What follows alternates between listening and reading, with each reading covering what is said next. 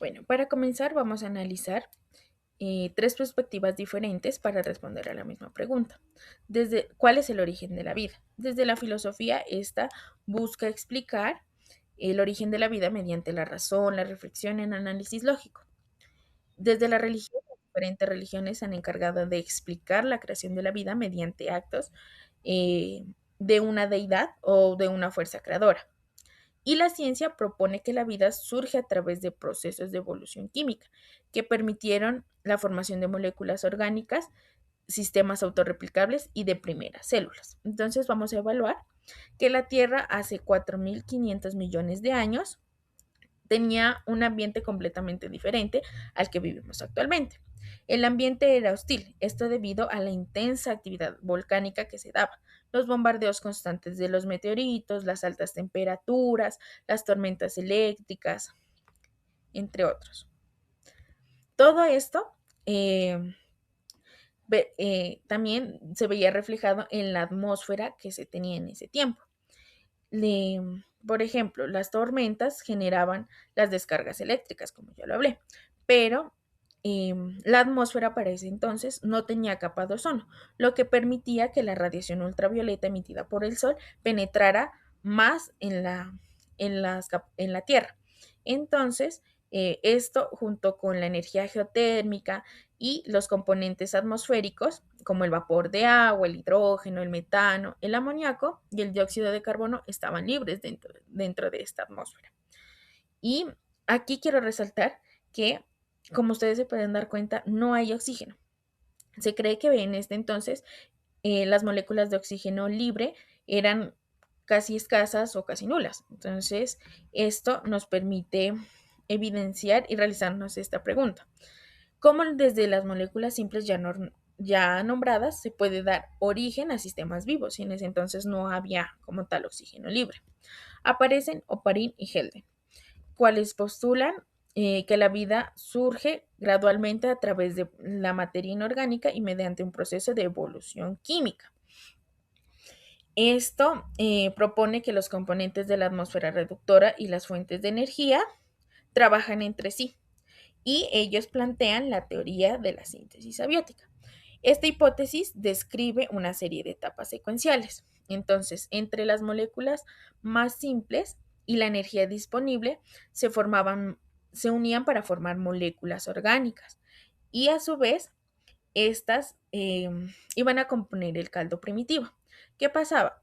Cuando surgían lluvias, estas moléculas descendían y se acumulaban en los océanos primitivos, alcanzando una concentración muy alta y formaban coacervados. Eh, el agua ayudó a que estas moléculas se combinaran de mejor manera y generara moléculas más grandes y complejas, las cuales para Oparin fueron llamadas coacervados. Quiero aquí hacer un hincapié que eh, yo puse esta imagen no porque fueran para Oparin bacterias, etcétera, sino porque Oparin define los coacervados como moléculas inorgánicas rodeadas por una membrana que cubría y permitía que estas moléculas reaccionaran entre sí, más no decía que estos eran organismos vivos. Hoy en día conocemos que los coacervados son moléculas más complejas. ¿Por qué lo conocemos? Esto lo conocemos debido al experimento de Miller-Urey, el cual fue en el año 1953. El objetivo de este fue simular las condiciones de la Tierra primitiva ya nombradas, con componentes como agua, metano, hidrógeno, y la fuente de energía fue las descargas eléctricas. Los resultados fue la formación de aminoácidos. Se habla que Miller-Urey,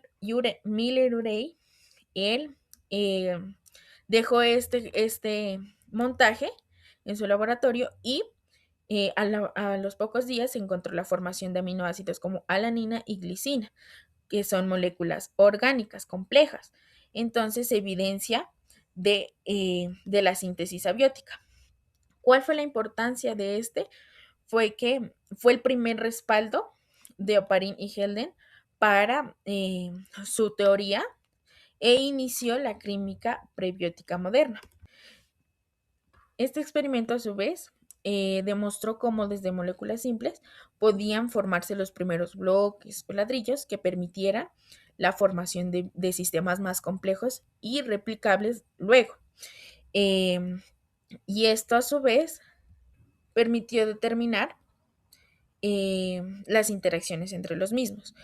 Hoy en día pues, se sabe que las condiciones de la atmósfera imitadas en este modelo no eran completamente similares, pero sí se ayudaron a sentar la base para continuar con las investigaciones. Bueno, para continuar con esta presentación, realizamos la siguiente pregunta-problema y es sobre qué molécula puede resolver la paradoja bioquímica del origen de la vida, considerando que el ADN requiere proteínas para replicarse y las proteínas requieren información genética para sintetizarse. El mundo del ARN busca darle respuesta a este problema, ya que si profundizamos un poco más en este problema bioquímico, nos daremos cuenta que el ADN almacena la información genética. Además de eso, sabemos que las proteínas catalizan las reacciones metabólicas y que el ADN necesita proteínas para poder replicarse. Pero también sabemos que las proteínas necesitan ADN para poder sintetizarse.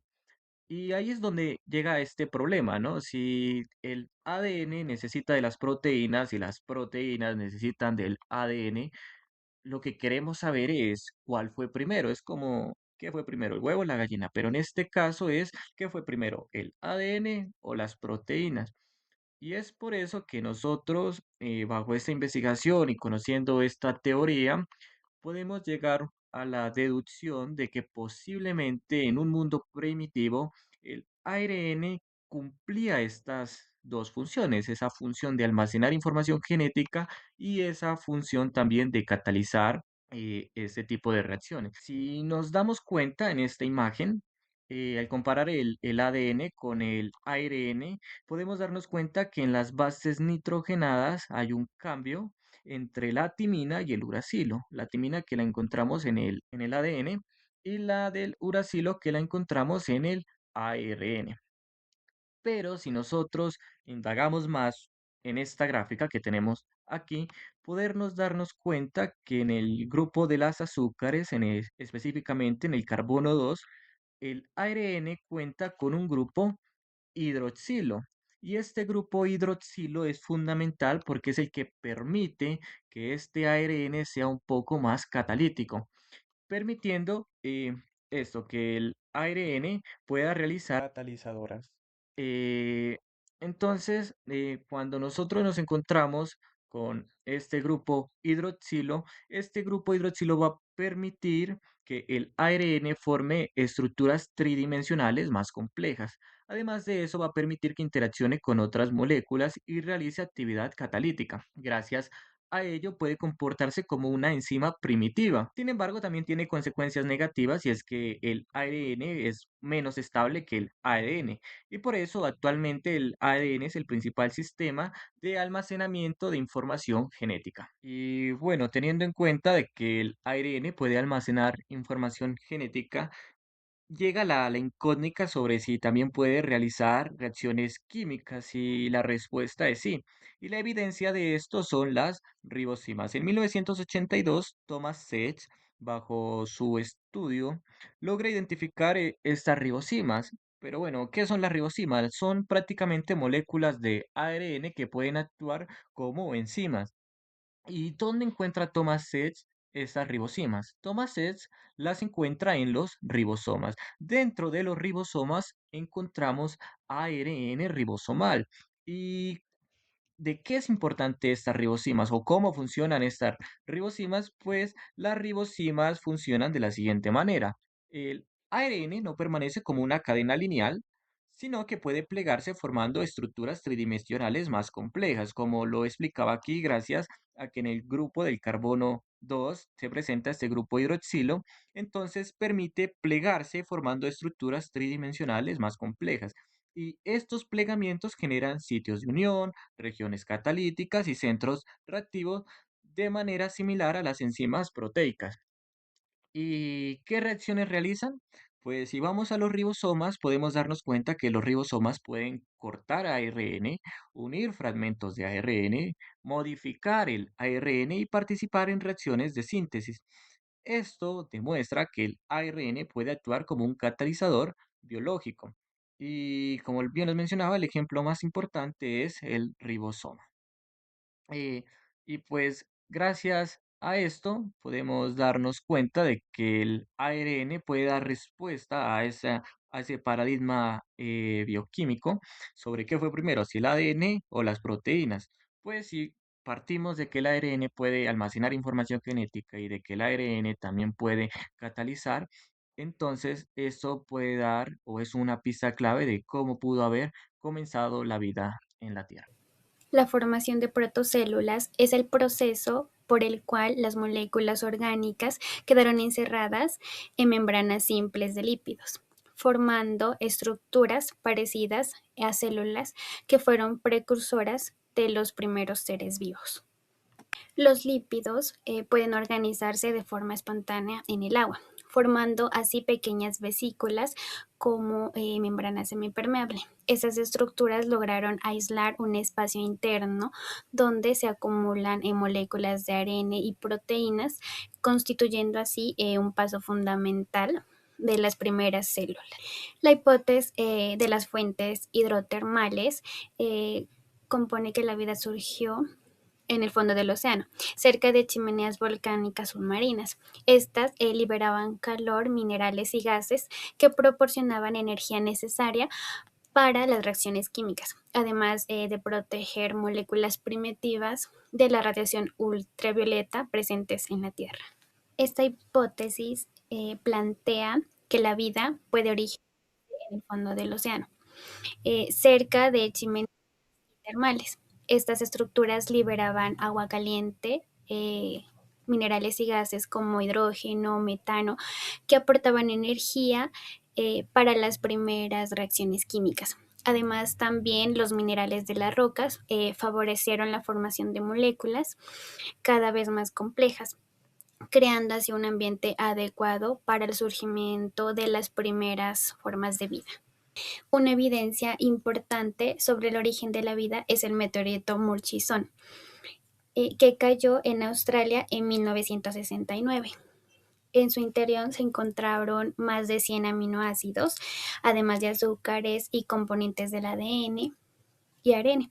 Esto demuestra que moléculas esenciales formarse de manera natural en el espacio y llegar a la Tierra a través de meteoritos. Los estramotolitos son fósiles más antiguos del planeta, formados hace 3.500 millones de años en los océanos primitivos por colonias de bacterias que atrapaban arena y sedimentos, creando estructuras capa sobre capa. Fueron importantes porque es una prueba de que la vida en la Tierra comenzó hace muchísimo antes de lo que imaginamos y que ya desde ese entonces era lo suficientemente compleja como para organizarse y transformarse en la Tierra. Bueno, y ya que estamos en la sección de preguntas, me gustaría realizarle la siguiente pregunta a la compañera Valentina. ¿Qué importancia tienen hoy la teoría de Oparin y el experimento de Miller para explicar el origen de la vida? Para responder a la pregunta que me hizo mi compañero Brian, em, realmente Oparin sienta la base de que la vida no es espontánea, de que ésta surge a través de la evolución química. Y Miller em, da por sentado o comprueba que esto es así, aunque su experimento de la atmósfera primitiva hoy en día se sabe que no representó las mismas condiciones que sí tenía la atmósfera primitiva, porque se cree que la diferencia de en concentraciones de unos gases, por ejemplo, más CO2, menos vapor de agua, etcétera, llegan a formar nuevos aminoácidos, diferentes aminoácidos, perdón, a la glicina y a la alanina, que en ese entonces se encontró Miller. Estas investigaciones demostraron cómo sí hay una evolución química desde moléculas simples a moléculas más complejas y esto abrió camino a las ciencias modernas, como la biología, la química prebiótica, que pues siguieron el estudio de estas, ya que aún hay muchas cosas por comprobar, como por ejemplo eh, cómo apareció el ARN, cómo se originó el metabolismo.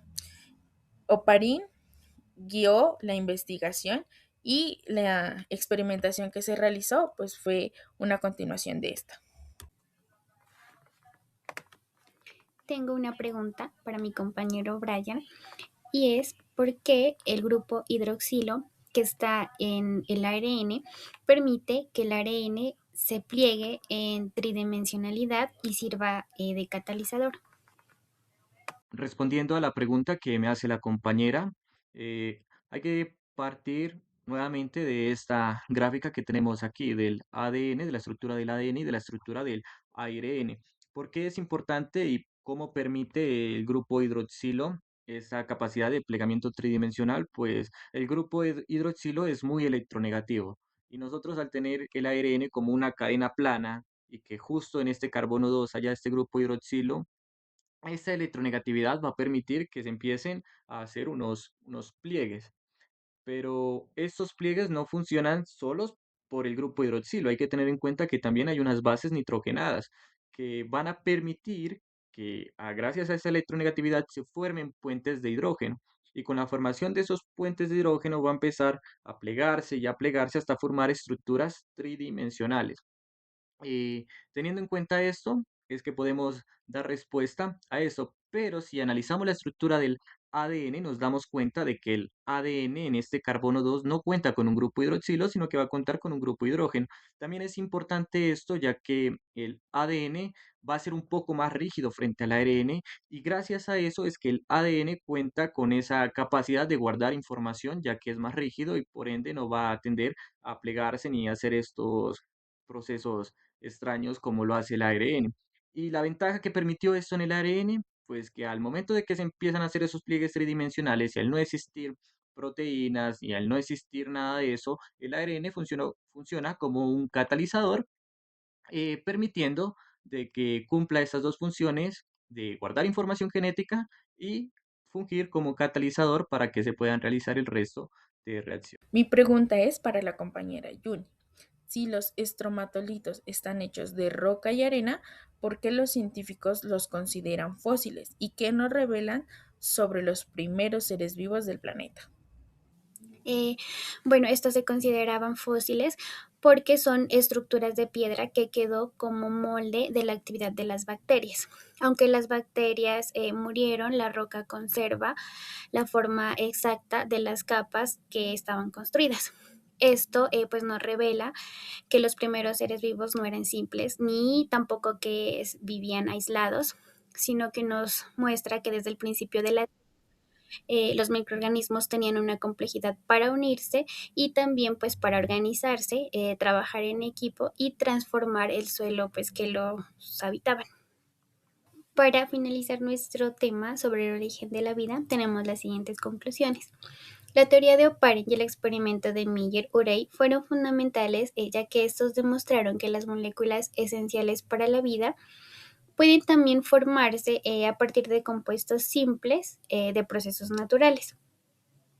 La hipótesis del mundo de ARN también propone que esta molécula fue clave en el origen de la vida, ya que podía almacenar esta información genética y también catalizar las reacciones químicas al mismo tiempo. La aparición de protocélulas también permitió la compartimentalización de moléculas y reacciones, representando así un paso importante hacia las primeras células. Las evidencias que hemos presentado también como fuente, las fuentes hidrotermales y los compuestos orgánicos encontrados en meteoritos apoyan la idea de que la vida surgió mediante una serie de procesos graduales. Aunque aún existan preguntas sin resolver, la bioquímica moderna indica que la vida probablemente se originó por una evolución química progresiva que transforma moléculas simples en sistemas capaces de reproducirse y también de evolucionar.